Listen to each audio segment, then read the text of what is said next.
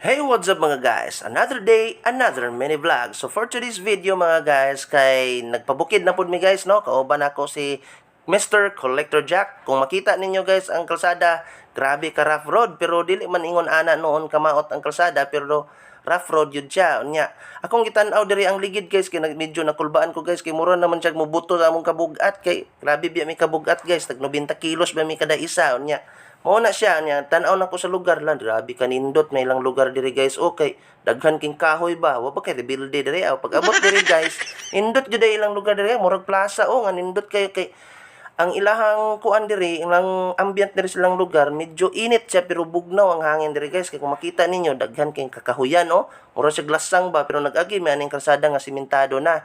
Nya, pag abot diri guys, grabe man day kanindot ning gyud ilahang lugar diri guys. Okay, wala kayo mga silingan ba unya sa ganahan mo anhi diri kung mo kay balo na day mi diri sa Mauswagon, Calamba, Misamis Occidental. Layo na ni siya gamay diri sa among sentro sa Calamba, pero sakop ra gud ni siya sa among lugar nga natauhan ako diri. Pero mo na guys, ang gusto mag-like, mag-follow lang mo kanang ayaw mo pag-bash ba kanang mag-comment bitaw mo kanang nindot mo na siya unya. Pala lang kog tuslok god. Salamat kaayo